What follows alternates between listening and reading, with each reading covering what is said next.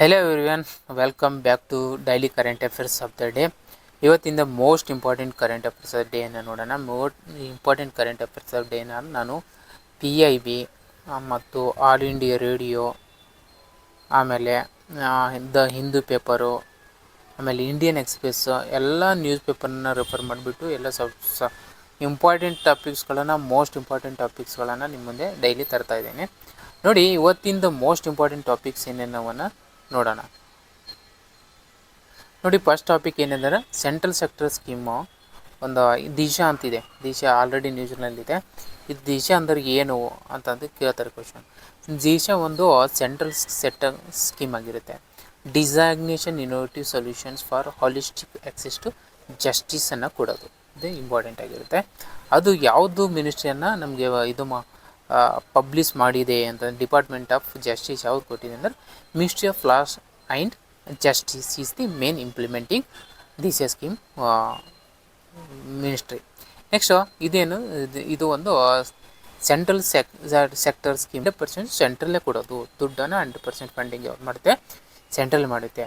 Main objective ಏನಂದರೆ ensure the affordable and accessible justice especially for poor and marginal sector ಇರ್ತಾರಲ್ಲ, ಅವರಿಗೆ ಒಂದು affordable ಜಸ್ಟಿಸನ್ನು ಕೊಡೋದೇ ಮೇನ್ ಇರುತ್ತೆ. ಇದು ಆರ್ಟಿಕಲ್ ನಮಗೆ ಎದು ರಿಲೇಟೆಡ್ ಆಗಿರುತ್ತೆ. 14, 21, 39 ಏನಾಗಿರುತ್ತಲ್ಲ, ಇದು ಒಂದು ಈಸ್ ಜಸ್ಟಿಸ್ ಫ್ರೀ ಕೊಡೋದನ್ನು ಇದು ದಿಶಾ ಸ್ಕೀಮ್. ದಿಶಾ ಸ್ಕೀಮ್ ಏನು, ಯಾರು ಇಂಪ್ಲಿಮೆಂಟ್ ಮಾಡ್ತಾರೆ, ಏನಿದು ಅಂತ ಅನ್ನೋದನ್ನು ನಮ್ಗೆ ಅಷ್ಟು ಗೊತ್ತಿರಬೇಕು. ಮೇಜರ್ ಕಂಪೋನೆಂಟ್ ಟೆಲಿ ಲಾ ಆಗಿರ್ಬೋದು, ನ್ಯಾಯಬಂಧು ಆಗಿರ್ಬೋದು, ಆಮೇಲೆ ನ್ಯಾಯಮಿತ್ರ ಆಗಿರ್ಬೋದು, legal literacy and awareness programme ಆಗಿರುತ್ತೆ. ಇದೆಲ್ಲ main intention and this programme ಎಲ್ಲ ಇದಾಗಿರುತ್ತೆ. ಓಕೆ, ನೆಕ್ಸ್ಟ್ ನೋಡಿ, ಇವತ್ತಿನ ಸೆಕೆಂಡ್ ಇಂಪಾರ್ಟೆಂಟ್ ಟಾಪಿಕ್ ಅಂದರೆ ವಾಲ್ಮೀಕಿ ನ್ಯಾಷನಲ್ ಪಾರ್ಕ್ ಇದೆಲ್ಲ. ವಾಲ್ಮೀಕಿ ನ್ಯಾಷನಲ್ ಪಾರ್ಕ್ ಎಲ್ಲಿ ಬರುತ್ತೆ, ಇದು ನಿಮ್ಗೆ ಗೊತ್ತಿದೆ. ಇದು ಬಿಹಾರ್ನಲ್ಲಿ ಬರುತ್ತೆ. ಬಿಹಾರ್ನಲ್ಲಿ ವೆರಿ ಇಂಪಾರ್ಟೆಂಟ್. ವೆಸ್ಟ್ ಚಂಪಾರಣ್ ಡಿಸ್ಟಿಕ್ನಲ್ಲಿ ಇದು ಬರುತ್ತೆ. ಕೇಳಿದ್ದಾರೆ ಕೆಲವೊಂದು ಸ್ಟೇಟ್ ಗೌರ್ಮೆಂಟ್ ಎಕ್ಸಾಮ್ನಲ್ಲಿ ಇದನ್ನು ಕೇಳಿದ್ದಾರೆ, ದಯವಿಟ್ಟು ಇದನ್ನು ನೆನಪಿಟ್ಕೊಳ್ಳಿ. ಬಿಹಾರ್ನಲ್ಲಿ ಬರುತ್ತೆ. ಇದೇನು ಏನಂದರೆ ಓನ್ಲಿ ನ್ಯಾಷನಲ್ ಪಾರ್ಕ್ಸ್ ಇನ್ ಬಿಹಾರ್ನಲ್ಲಿ ಓನ್ಲಿ ನ್ಯಾಷನಲ್ ಪಾರ್ಕ್ ಇರೋದು. ಇದೇನು, ಇದೊಂದು ವಾಲ್ಮೀಕಿ ಟೈಗರ್ ರಿಸರ್ವ್ದು ಒಂದು ಪಾರ್ಟ್ ಆಗಿರುತ್ತೆ, ಬಿಹಾರ್ನಲ್ಲಿ ಬರ್ತದೆ. ಇದು 18th ಟೈಗರ್ ರಿಸರ್ವ್ಸ್ ಆಗಿದೆ, 18ನೇ tiger reserves of the India ಆಗಿರುತ್ತೆ. ಇದು ಕನೆಕ್ಟಿವಿಟಿ ಅಂತಂದರೆ ಚಿತ್ವಾನ ನ್ಯಾಷನಲ್ ಪಾರ್ಕು ನೇಪಾಲ್ ಇರುತ್ತಲ್ಲ, ಅದು ಮತ್ತು ಇವೆರಡರ ಮಧ್ಯದಲ್ಲಿ ಇದನ್ನು ಕನೆಕ್ಟ್ ಮಾಡುತ್ತೆ. ಭಾಳ important. Valmiki only national park in ಬಿಹಾರ್ನಲ್ಲಿ. ಇದು ಟೆರೇರಿಯೋ ಇಕೋಸಿಸ್ಟಮ್ನಲ್ಲಿ ಗಂಡಕ್ ರಿವರ್ ಬರುತ್ತಲ್ಲ, ಅಲ್ಲಿ ಸಿಚುವೇಟೆಡ್ ಆಗಿರುತ್ತೆ.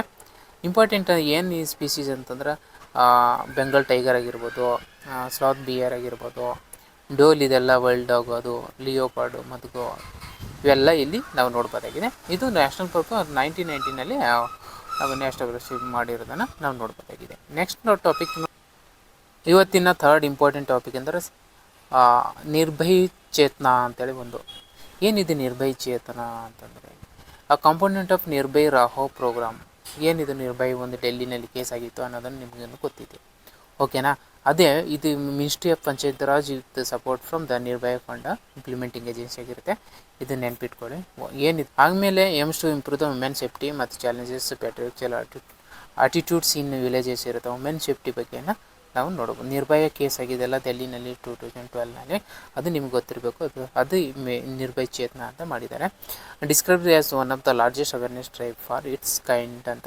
ಮೇನ್ ಫೋಕಸ್ ಏನಂತಂದ್ರೆ ಜೆಂಡರ್ ಸೆನ್ಸಿಟೈಸೇಷನ್ ಮಾಡೋದು ಆ್ಯಂಡ್ ಕಮ್ಯುನಿಟಿ ಅವೇರ್ನೆಸ್ಸನ್ನು ಮೂಡಿಸೋದೆ ಇದರದ್ದು ಮೇನ್ ಇಂಪಾರ್ಟೆಂಟ್ ಆಗಿರ್ತದೆ. Gender sensitisation and community awareness is the main important for this programme. Next important topic ಯಾವುದಂದ್ರೆ fourth important topic is project Nimbus. ಏನಿದು ಪ್ರಾಜೆಕ್ಟ್ ನಿಂಬಸ್ಸು ಅಂತಂದ್ರೆ Google cloud ಮತ್ತು Amazon ಇದೆಯಲ್ಲ, ಅದೇ ಥರ ಒಂದು ಇದೇನು ಮಾಡುತ್ತೆ ಕಂಪ್ಯೂಟಿಂಗ್. ಇದು 1.2 ಬಿಲಿಯನ್ ಕ್ಲೌಡ್ ಕಂಪ್ಯೂಟಿಂಗ್ ಪ್ರಾಜೆಕ್ಟ್ ಇದು 2021 ಇದು. ಏನು ಕ್ಲೌಡ್ ಕಂಪ್ಯೂಟಿಂಗ್ ಅಂತಂದರೆ ನನಗೆ ನೋಡಿ ಏನಿದೆ ಅಂತ ಅನ್ನೋದನ್ನು ನನಗೆ ಮೆಸೇಜ್ ಮಾಡಿ ಹೇಳಿ ನೋಡೋಣ. Jointly executed by Google Cloud and Amazon Web Series ಇರ್ತದಲ್ಲ, ಅದು ಮಾಡಿರ್ತದೆ. Main 1.2 billion cloud computing project ಇದರದ್ದಾಗಿರುತ್ತೆ. ಇದೇನಂದ್ರೆ ಕ್ಲೌಡ್ ಮತ್ತು ಇನ್ಫ್ರಾಸ್ಟ್ರಕ್ಚರ್ ಇನ್ ಇಸ್ರೇಲ್ ಗೌರ್ಮೆಂಟ್ ಕೂಡ ಇದನ್ನು ಕೊಟ್ಟಿರುತ್ತೆ. ಅದು ಸೆಕ್ಟರ್ಸ್ ಲೈಕ್ ಹೆಲ್ತ್ ಕೇರ್ ಆಗಿರ್ಬೋದು, ಎಜುಕೇಷನ್ ಆಗಿರ್ಬೋದು, ಟ್ರಾನ್ಸ್ಪೋರ್ಟ್ ಆಗಿರ್ಬೋದು, ಗೌರ್ಮೆಂಟ್ ಸರ್ವಿಸಸ್ ಆಗಿರ್ಬೋದು, has attracted international debate regarding its possible defence related applications. Main important project Nimbus ಅಂದರೆ ಏನು, ಎದಕ್ಕೆ ಸಂಬಂಧಪಟ್ಟಿದೆ ಅನ್ನೋದನ್ನು ನಮ್ಗೆ ಗೊತ್ತಿರಬೇಕು. ಇಷ್ಟು fourth topic of the day. Next fifth topic ಅಂದರೆ ಕರ್ನಾಟಕ ಸ್ಟೇಟ್ ಮತ್ತು ಭೂ ಗ್ಯಾರಂಟಿ ಸ್ಕೀಮ್ ಅಂತ 2-3 ದಿನದಿಂದ ನ್ಯೂಸ್ನಲ್ಲಿದೆ. ಇವತ್ತು ನಾನು ಈ ಟಾಪಿಕನ್ನು ತೊಗೊಂಡಿನಿ. ಏನಿದು ಭೂ ಗ್ಯಾರಂಟಿ ಸ್ಕೀಮ್ ಕರ್ನಾಟಕದ ಅಂತಂದರೆ ಇದು ಭೂಮಿಯನ್ನು ಗ್ಯಾರಂಟಿಯಾಗಿ ರಿಜಿಸ್ಟರ್ ಮಾಡೋದು ಹಳ್ಳಿಗಳಲ್ಲಿ. ಭೂ guarantee introducing Karnataka government my khata my right initiative ಆಗಿರುತ್ತೆ. Rise in digital urban property ಆಗಿರ್ಬೋದು, ಬೆನಿಫಿಟ್ಸ್ ಆಫ್ 7 lakh ಬೇಕಾದ ಪ್ರಾಪರ್ಟಿ ಇರುತ್ತೆ ಅವರಿಗೆ ಮಾಡ್ತಾರೆ. ಯೂಸಸ್ ಜಿ ಐ ಸಿಸ್ಟಮನ್ನು AI ಮಾಡೆಲನ್ನು ಯೂಸ್ ಮಾಡಿಬಿಟ್ಟು ಡ್ರೋನ್ ಸರ್ವೆಯನ್ನು ಮಾಡೋದು, ಡಿಜಿಟೈಸ್ ಮಾಡೋದು ಇದರ ಮೇನ್ 5th ಗ್ಯಾರಂಟಿ ಆಗಿರುತ್ತೆ. Intended to improve the transparency and ease access to legal property documents and loans. ಇದೇ ಮೇನ್ ಇಂಪಾರ್ಟೆಂಟ್. ಲೀಗಲ್ ಪ್ರಾಪರ್ಟಿ ಮತ್ತು ಡಾಕ್ಯುಮೆಂಟ್ಸ್ ಲೋನ್ ಕೊಡೋದೇ ಇದ್ರ ಮೇನ್ ಇಂಪಾರ್ಟೆಂಟ್ ಆಗಿರುತ್ತೆ. ನೆಕ್ಸ್ಟ್ ನೋಡಿ, ಭೂ ಗ್ಯಾರಂಟಿ ಸ್ಕೀಮನ್ನು ನೆನ್ಪಿಟ್ಕೊಳ್ಳಿ. ಏನು ಸಂಬಂಧ, ಏನಿದು ಅಂತ ಪ್ರಾಪರ್ಟಿ ರಿಜಿಸ್ಟ್ರೇಷನ್ ಮಾಡೋದೈತೆ ಮೇನ್ ಇಂಟೆನ್ಷನ್ ಇರೋದು ದಿಸ್ ಸ್ಕೀಮಾಗಿ. ನೋಡಿ, ದಿಶಾ ಸ್ಕೀಮ್ ಅಂತ ಗೊತ್ತಿದೆ, ಸೆಂಟ್ರಲ್ ಸೆಕ್ಟರ್ ಸ್ಕೀಮ್ ಆಗಿರುತ್ತೆ. Minister of law and justice ಮಾಡಿರುತ್ತೆ. ನೆಕ್ಸ್ಟು ವಾಲ್ಮೀಕಿ ನ್ಯಾಷನಲ್ ಪಾರ್ಕ್ ಇದೆಲ್ಲ, ಇದು only national park in Bihar ಅಂತ ಹೇಳಿದ್ದೀನಿ. ನಿರ್ಮಯ ಚೇತನ್ ಅಂತಂದರೆ gender sanitisation programme under Nirbhaya ಆಗಿರುತ್ತೆ. ಪ್ರಾಜೆಕ್ಟ್ ನಿಂಬಸ್ ಅಂತ ಹೇಳಿದ್ದೀನಿ, ಇದೇನು ಗೂಗಲ್ ಮತ್ತು ಅಮೆಜಾನ್ ಕ್ಲೌಡ್ ಸರ್ವಿಸ್ ಪ್ರಾಜೆಕ್ಟ್ ಆಗಿರುತ್ತೆ, ಇಸ್ರಲ್ಲಿ ಕೊಡೋದು.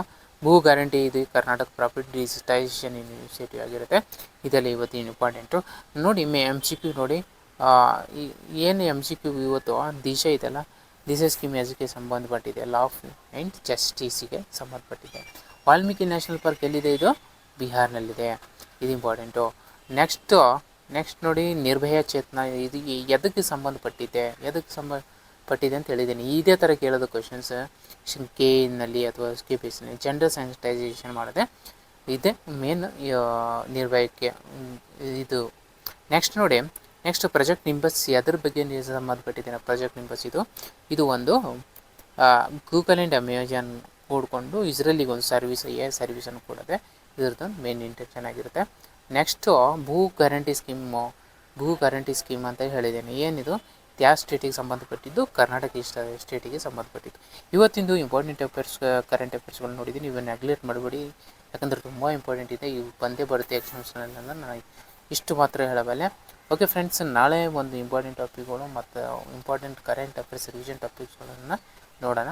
ಅಲ್ಲಿವರೆಗೂ CU ಬೈ. ಹಾಗೆ ಏನು VO ಮತ್ತು ಕೆಲವೊಂದು PSI ನೋಟಿಫಿಕೇಷನ್ ಆಗುತ್ತೆ. PC ನೋಟಿಫಿಕೇಷನ್ ಏನಾಗಿದ್ದಿಲ್ಲ, CR ಮತ್ತು DR ಅನ್ನು ಅಪ್ಲೈ ಮಾಡಿ.